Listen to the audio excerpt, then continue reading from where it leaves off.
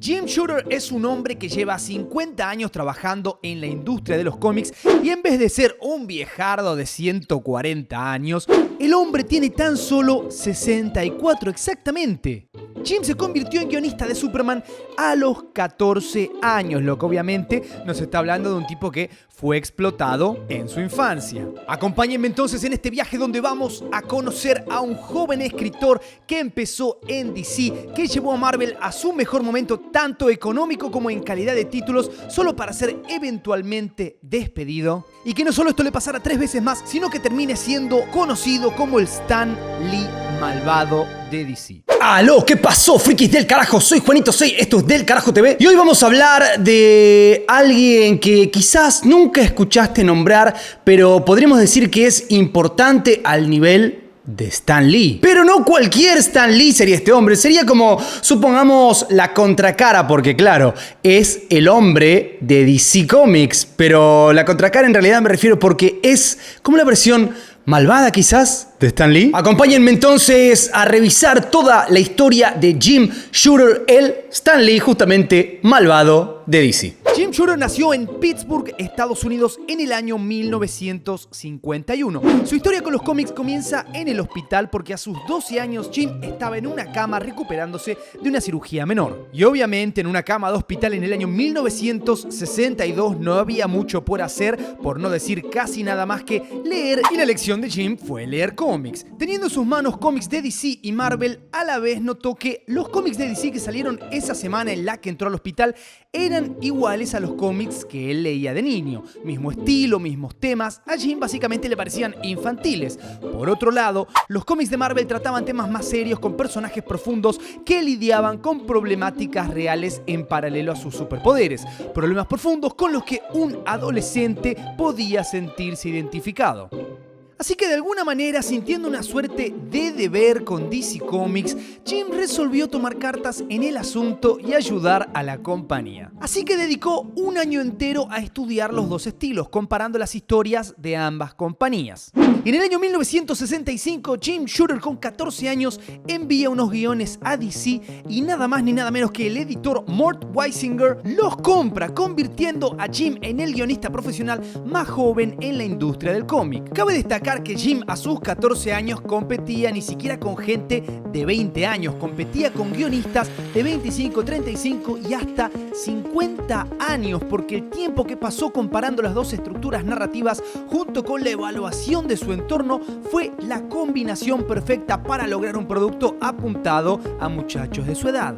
Incluso hay que tener en cuenta que Jim no contaba con educación secundaria completa y mucho menos universitaria, por lo que su determinación por resolver los secretos de las estructuras narrativas lo llevó a superarse de una forma nunca antes vista. Esto claramente no le cayó bien a todo el mundo y esta victoria forjó su personalidad para siempre. Pero, ¿qué hace un guionista de cómics? Un guionista obviamente escribe las historias, cuenta las aventuras que leemos, lo que dicen los personajes, lo que hacen, si se pegan, si se mueren, si se abrazan, si evolucionan. Luego los dibujantes, con la descripción que le dieron los guionistas, crean la forma en la que todo esto se va a ver. Los primeros cómics en los que trabajó en su nuevo empleo como guionista y también su primer empleo fueron Superman y Supergirl y Legiones. Pronto en estos cómics se verían creaciones de Jim como los superhéroes Karate Kid y los villanos Sun Eater y Parasite. En DC por aquella época, el artista Curt Swan se uniría al talento de Jim para crear el histórico Superman vs. Flash. Jim tenía un increíble talento a una edad muy temprana y él estaba trabajando en estos títulos a la edad en la que otros futuros guionistas y dibujantes de la industria del cómic se estaban inspirando mientras iban a la escuela o apenas estaban comenzando a ingresar en este hobby. Esto provocó cierta fricción en DC y en el año 1969 decide cambiarse de compañía y dar el salto a Marvel para trabajar como editor en la empresa. Aunque después deja este puesto para volver con su primer amor, o sea, DC Comics, para trabajar en el importante título Superboy y la Legión de Superhéroes, pero esta vez problemas específicos con Julius Schwartz, editor de Superman, o sea, jefe de Jim, y Murray Boltanoff, quien era el otro jefe de Jim. Esto provocaría que él regrese a Marvel, esta vez como editor asistente y guionista en el año 76. Según Jim, estos dos le pedían que reescribiera y corrigiera cosas que él no quería. Pero detengámonos acá y retrocedamos un poquito para Marvel. En los 70s Marvel estaba creciendo rápido, los fans estaban como locos y solo querían que publicaran más cómics, más personajes, más historias, más villanos, más de todo, y esta presión llevó a que se les incendiara el cerebro a los dibujantes, guionistas, editores y hasta el tipo que hacía café. Así que el gran Stan Lee, que si no sabés quién es, pausa el video y mirá el otro que te dejo por acá arriba. 4 años antes de que Jim se les uniera definitivamente, en el 72, le cede la silla de editor en jefe a Roy Thomas, pero esto sería demasiado para él y lo fue para los siguientes sucesores: Len Wein, Mark Wolfman, Jerry Conway, Archie Goodwin. Ninguno de estos podía lograr sacar a tiempo los cómics y en consecuencia perdían dinero. Marvel necesitaba a alguien con energía, experiencia y que supiera cumplir con las fechas de entrega, porque no hay nada que moleste más que leer un cómic que termina en el siguiente número o que es continuado, para que cuando llegue el día en el que lo vas a poder comprar te digan que tenés que esperar 15 días más, un mes más, porque Marvel se atrasó. La presión económica sobre los dueños de Marvel era monumental y mirando alrededor, Jim tenía todo para hacer un excelente trabajo como editor en jefe. Así que en ese mismo 1978, Jim Shooter es coronado como editor en jefe y ahí comienza la bonanza, sí, pero también los problemas. Lo primero que hizo Jim para solucionar los tiempos de entrega fue crear grupos para cada cómic, con un editor en jefe de los cuales él sería el jefe máximo. Esto le trajo mucho dinero a Marvel que Jim luego se los haría perder, pero no, las ventas no bajaron, al contrario, el título menos vendido de Marvel durante la época en la que Jim era jefe, Dazzler, vendía 160.000 copias, 60.000 copias más que Superman de DC. Los juguetes se vendían como pan caliente e incluso tenía grandes ideas para personajes, interconectando historias de una forma que a los fans les fascinó. Durante su tiempo como editor en jefe de Marvel, Jim les aumentaría el sueldo a todo el que trabajara en la compañía. Les daría premios e incentivos, reparó errores del pasado como devolverle las copias de sus trabajos originales a la leyenda de Jack Kirby, y él iría más allá con los derechos de los trabajadores del cómic, algo que antes de él no se dio nunca. Por ejemplo, antes de Jim, cuando un guionista o dibujante creaba un personaje, este no tenía los derechos de ese personaje, tenía cero potestad sobre su creación porque los derechos quedaban en Marvel con la excusa de que eso era para que no se publicaran los mismos personajes en una compañía rival. Así que de esta manera la casa editora de cómics podía quedarse con todo el dinero que produjeran las ventas tanto de cómics como muñecos, etc. Esto también pasaba en DC. Para que te hagas una idea, por ejemplo, los creadores de Superman nunca fueron dueños de su personaje, nunca vieron un centavo de las películas, disfraces, muñecos, y en vida sus dos creadores intentaron recuperar estos derechos, fallando miserablemente en el proceso, aunque cabe destacar que sus herederos sí tuvieron un poco mejor suerte. Pero volviendo a Jim, que él siendo editor en jefe, o sea, la persona que le tiene que generar más dinero a los dueños de Marvel, era impensado y nunca antes visto que hiciera una cosa semejante. Esto le provocaría roces y discusiones con los superiores en la empresa. Incluso en 1981, Jim lanzó el sello Epic bajo el paraguas, digamos, de Marvel, y este sello le permitía a los artistas mantener los derechos de sus creaciones. O sea, esto significó que Marvel bajo Epic empezaría a publicar trabajos de artistas aclamados, pero también le permitió publicar trabajos de extranjeros como Moebius o Akira. Y claro, ahora estarás pensando, a este hombre lo echaron porque le dio demasiadas libertades y poder a los creadores, y la respuesta es un rotundo no. Jim Shooter se ganaría el odio de sus compañeros, escritores, guionistas, a pesar de todo esto, al punto de que celebrarían su despido incendiando una esfinge de él. Y recuerda esto porque más adelante vamos a volver a esta anécdota. Jim era un fan más a cargo del fanservice, le encantaban los crossovers, así que, como los fans, siempre impulsó esto. Y era muy estricto con las cosas que se hicieran, porque él las quería a su manera. Por un lado le daba bienes materiales a sus compañeros, pero por otro les cortaba cualquier libertad creativa. O sea, venía uno y le decía, mira Jim, creé este personaje, y la primera respuesta era, no. Pero mira, ¿qué te parece si? No. Sus compañeros eran básicamente esclavos de los deseos de él. Una vez, Jim organizó un concurso donde los fans enviaban ideas para nuevos cómics. Las ideas serían juzgadas y el ganador iba a tener su historia publicada.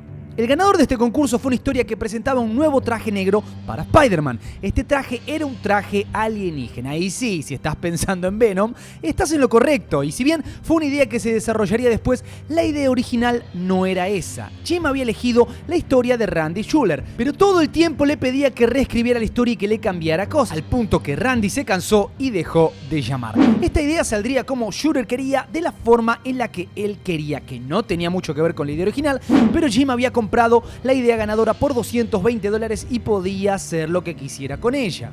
Incluso molestaba tanto a la gente que trabajaba para él como a la gente para la que él trabajaba. Estaban enfurecidos por la cantidad de dinero que daba a los creadores. Roy Thomas en una entrevista en 2005 dijo: cuando Jim Shooter se hizo cargo de todo, para bien o para mal, él quería las cosas a su manera, y no es cuestión de si Jim estaba en lo correcto o estaba equivocado. Simplemente era un approach distinto. Él era editor en jefe y podía imponer las cosas a su manera. Yo pensaba que era un poco tonto, pero no creo que Jim fuera tonto. Creo que la forma en que encaró todo estaba mal y no ayudó de ninguna forma. El sistema de trabajo de Jim era tan intenso que logró que creadores talentosos se pasaran de Marvel a DC. Todos estaban contentos por el pago, pero el ambiente era demasiado insoportable. Así que él cavaba un profundo túnel hacia su despido. Una demostración del desprecio que tenían por él fue cuando en la misma idea de Jim, The New Universe, escribieron un arco argumental donde la ciudad Pittsburgh, donde había nacido él, era destruida hasta las cenizas. Poco después, Jim fue finalmente despedido. El artista John Byrne invitó una parrillada a sus compañeros de trabajo donde la mayor atracción de la noche fue quemar una figura de papel representativa de Jim para celebrar su despido. ¿Y de qué estaba llena esta esfinge? De copias de The New Universe, el preciado universo que Jim creó dentro de Marvel. Pero atentos a esto, ¿cómo reaccionó Jim a su despido? Decidiendo comprar Marvel Comics. Así que Jim buscó inversores, los obtuvo, tenía también un préstamo y tenía el dinero suficiente para comprar a Marvel. Los dueños estaban interesados en vender, pero despreciaban tanto a Jim que eligieron aceptar una oferta más baja con tal de no darle la empresa. Pero Jim no se iba a dar por vencido, así que decidió comprar Harvey Comics, los creadores, por ejemplo, de Gasparín, Ricky Ricón, etc., junto con personajes de otras compañías como Solar, Turok y Robot Fighter, renombrando a la empresa Valiant Comics. Antes de lanzar todos estos personajes, la nueva compañía de Jim lanzó cómics licenciados de Nintendo y la WWF. Si estás pensando en la película live action de Mario Bros., te adelanto que estas dos licencias tuvieron un destino similar. Para ser justos, ninguna de estas líneas fue idea de él, así que cuando fracasaron le dieron piedra libre para que sí hiciera lo que él mejor sabía hacer. Que no es escribir cómics, es convertir la vida de todo el mundo en un infierno para ver sus ideas, ahí sí, realizadas en forma de papel. Ahí es donde todas estas nuevas licencias llegaron a su momento de gloria bajo el nuevo Valley Universe. Pero oh sorpresa, eventualmente los inversores y los creativos también se cansaron de él y lo echaron. Valiant entró en decadencia y fue comprada por Acclaim, sí, obviamente, la empresa de videojuegos. Luego de esto, Jim funda Defiant Comics en 1993 y lanza como título principal la historia Warriors of Love, un planeta o forma de vida que tiene que ser alimentada mediante la conquista de otros planetas. Una comandante de esta forma de vida se apiada de la Tierra, así que secuestra a unos humanos y les da superpoderes para que defiendan a la Tierra de su propio planeta. Esta compañía solo publicaría 4 títulos de esta historia antes de cerrar. No fue tanto por las ventas. Marvel tenía planeado publicar una historia similar llamada Plasmer, así que lo demandaron. Jim ganó esta disputa, pero le cuesta tanto dinero que su nueva compañía no puede mantenerse a flote, así que Jim decidió jubilarse, o no fue tan así. Inmediatamente después, Jim Shooter lanza Broadway Comics, una compañía hermana obviamente de Broadway Video, productora en ese momento del exitoso show SNL o Saturday Night Live. Pero era el año 1995 y la burbuja inflacionaria del cómic estaba reventando, así que tuvo que cerrar. Esta burbuja de los cómics fue un periodo de tiempo en el que las personas compraban cómics como inversión y no para disfrutarlos. Cómics número 1 de Superman se vendían por millones y las personas pensaron que todos los cómics número 1 iban a valer eso en algún momento. Por lo tanto, Marvel y DC lanzaron muchos números 0, 1 con tapa brillosa, sin tapa brillosa, dorados, plateados, de bronce, etc. Y vendían una cantidad que nunca volverían a vender porque cuando la gente se dio cuenta de que estos cómics nunca nunca iban a valer nada, automáticamente dejaron de comprarlos y la industria se estrelló contra una pared que desembocaría en buscar nuevos rumbos, lo cual terminó, por ejemplo, entre otras cosas, con una película de Iron Man, pero esa historia es para otro video. Lo que es innegable en esta historia es que estamos hablando de un crack de la industria de los cómics, un genio. Pero ¿qué es lo que diferenció a Jim de Stan Lee? Justamente la forma en que se relacionó con la gente que lo rodeaba. Por eso es que hoy este hombre es básicamente un olvidado, está total y completamente fuera de la industria, más allá de algún que otro trabajo freelance. Por lo tanto, la moraleja que nos deja esta historia es que sí, en el ambiente profesional es importante desarrollar bien tu trabajo, pero es tan importante o incluso más justamente la parte humana. Aunque lo más importante de todo es que le des duro al botón de like, que te suscribas, que toques la campanita que está ahí abajo para que YouTube te avise cuando subimos video, que te pases por mis redes sociales porque también tenemos un montón de data suculenta por ahí y que cheques ese video que te cuento otra historia tremenda. Juanito Soy por acá y nos vemos la próxima. Paz.